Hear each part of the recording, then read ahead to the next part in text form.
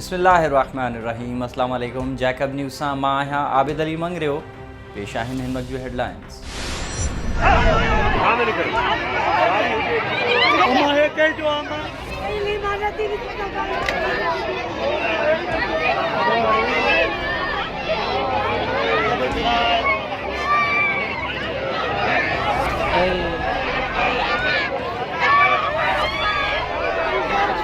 लाड़काने वेझो मशहूरी शरीफ रोड ते ॼानियुनि सां भरियल बस सां हादसो। 3 ॿारनि ऐं औरत समेत 9 ॼणा फौत, केतिराई ज़ख़्मी। मशहूरी रोड ते ॼानियुनि सां भरियल बस जो ट्रैक्टर सां ख़ौफ़नाक टक्कर थी पियो, जंहिंजे नतीजे में बस कल्टी थी पई। बस कल्टी थियण बाद औरतनि ऐं ॿारनि में की हार्ट पइजी विया। वाक़े जी इतला ते वॾी तादाद में इलाइक़े वासी पहुता। जन ज़ख़्मियुनि खे फौरी तौर चांडका अस्पताल लाड़कानो मुंतक़िल कयो, जिते डॉक्टर्स पारां 3 ॿारनि ऐं 1 औरत समेत 9 ॼणनि जे फौत थियण जी तस्दीक कई वई। फौतनि में मुस्मात तानिया कुंभर, रहीम बख्श कुंभर, अयाज़ अली अबड़ो, करीम बख्श, मोहम्मद फहद, शाज़िया, अब्दुल ख़ालिक, बीबी अजवा ऐं कामरान शामिल आहिनि, जंहिं ते केतिराई जानी ज़ख़्मी ॿुधाए पिया वञनि। हादसे बाद शादी जूं ख़ुशियूं मातम में तब्दील थी वयूं। जैकबाबाद में बॉर्डर फोर्स अहलकार वीज़ा ते वियल। छुल वेझो पुलिस चौकियूं वाड़नि ऐं गैराज में तब्दील। ज़िले जो अमन तबाह थी वियो। कमांडर पारां रुगो लफ़ाज़ी बयाननि ते ज़ोर। सिंध बलोचिस्तान जी सरहदी पट्टी शाही वाह ते क़ाइम पुलिस चौकियूं मसवाड़ ते ॾियण जो इंकशाफ थियो आहे। पुलिस चौकी दंबगीर माल जे वाड़े ऐं गैराज में तब्दील थी वई आहे।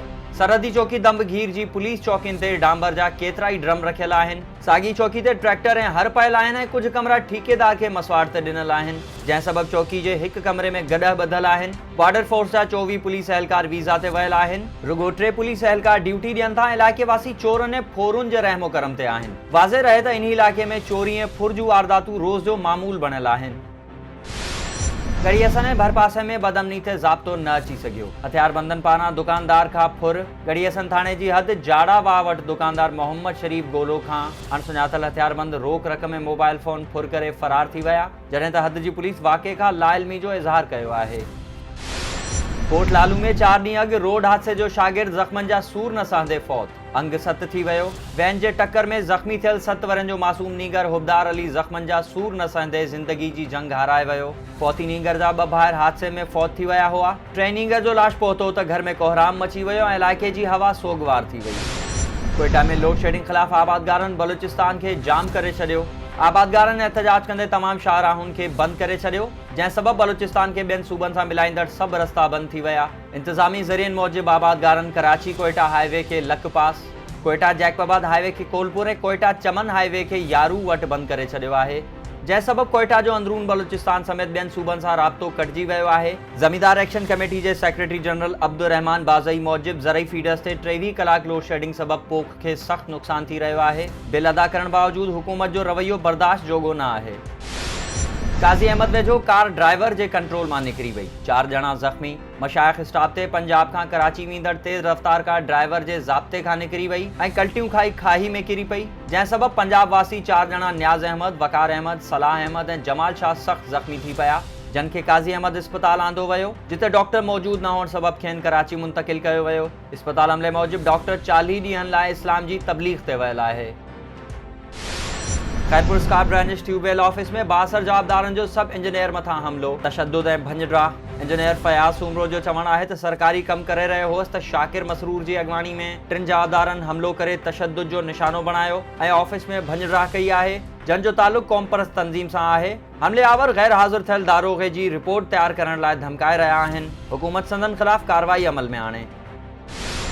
MRD तहरीक जो मरकज़ खैरपुर नाथन शाह गंदगी जे वर चढ़ी वियो। अदालत में दरख़्वास्त दाख़िल। खैरपुर नाथन शाह में कुछ ॾींहं अॻु पयल बरसात खां पोइ शहर जे मुख़्तलिफ़ इलाइक़नि गोदामन, मीर खान बबर मोहल्ला, शहबाज कॉलोनी, यकीन शाह मोहल्ला समेत मुख़्तलिफ़ इलाइक़नि में गंदगी हुअण ख़िलाफ़ वकीलनि पारां दादू सेशन कोर्ट में केन शाह म्यूनिसिपल इंतज़ामिया ख़िलाफ़ दरख़्वास्त दाख़िल कराई वई आहे, जंहिं बाद अदालत पारां म्यूनिसिपल इंतज़ामिया खे नोटिस जारी कया विया। जाफ़राबाद जी मोतबर शख्सियत MNA मीर खान मोहम्मद खान जमाली जे भाइटे मीर हसीब खान जमाली चयो आहे त जाफ़राबाद ज़िले अंदरि तरक़ियाती कमनि जो ॼार विछायो वियो आहे। मीर खान मोहम्मद खान पंहिंजा महदूद वसाइल हूंदे बि अवामी कमकार सुठे नमूने करे पियो। जमाली ख़ानदान अमन मोहब्बत ऐं भाईचारे जो नालो आहे। अहिड़े ख़्यालनि जो इज़हार हुन जाफ़राबाद में सहाफ़ियुनि सां ॻाल्हाईंदे कयो। सिंध असेंबली में मुखालिफ़ धुर जे अॻवान हलीम आदिल शेख चयो आहे त सिंध हुकूमत वाइडात जो शिकार थी चुकी आहे। सिंध हुकूमत मूं मथां हमिलो करायो। जेल में नांग मोकिले मारण जी कोशिश कई, मूंखे दहशतगर्द करार ॾिनो वियो। सिंध हुकूमत जा वज़ीर एतिरा त बाअसर आहिनि जो जजनि खे बि रॉकेट लॉन्चर सां मारण जूं धमकियूं ॾेई रहिया आहिनि। अहिड़े मामले जो चीफ जस्टिस खे पाण मुरादो नोटिस वठणु घुर्जे। अहिड़े ख़्यालनि जो इज़हार हुन घोटकी में सहाफ़ियुनि सां ॻाल्हाईंदे कयो। मटियारी जी सरकारी अस्पताल कोस घर बणियल। करोड़ रुपयनि जी बजट रखंदड़ अस्पताल मरीज़नि लाइ अण लाभाइती बणियल। 16 करोड़ जी बजट रखंदड़ मटियारी जी अस्पताल जनरेटर न हुअण सबबि राति जे वक़्तु ऊंदाही में ॿुॾल रहे थी। एमरजेंसी में डॉक्टर ऐं अमलो मोबाइल जी टॉर्च ते मरीज़नि जो इलाज करण ते मजबूर। अक्सर अमलो वीज़ा ते हुअण सबबि केतिराई वार्ड गैर फ़ाल बणियल। एमरजेंसी जी सूरत में एम्बुलेंस न हुअण सबबि वारिस मरीज़ खे ख़ानगी गाॾियुनि में खणाइण ते मजबूर आहिनि। मटियारी जी सुजाण धुरिन घुर कई आहे त अस्पताल खे फ़ाल बणाए ज़िम्मेवारनि ख़िलाफ़ कार्रवाई कई वञे। टंडो हैदर में ॻोठाणनि जो पोरियत मथां कूड़ो केस दाख़िल करण ख़िलाफ़ एहतजाज।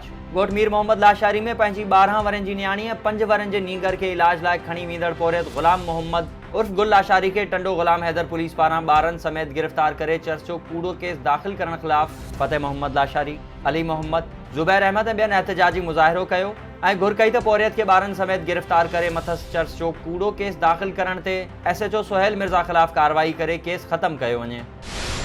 ऐं गेरेलो में कणक लहण बावजूद सरकारी ख़रीदारी मर्कज़ न खुली सघिया। आबादगार ऐं हारी वापारियुनि तोड़े दुकानदारनि खे सस्ते अघ ते कणक विकिरो करण ते मजबूर बणियल।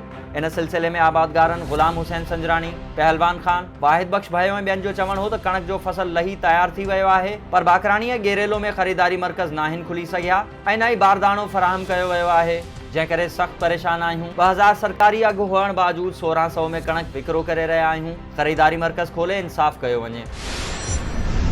ही हुयूं हिन वक़्त जूं ख़बरूं। वधीक ख़बरुनि ऐं अपडेट्स लाइ विज़िट कयो असांजी वेबसाइट www.jacobnewsht.com ऐं फेसबुक ते फॉलो कयो।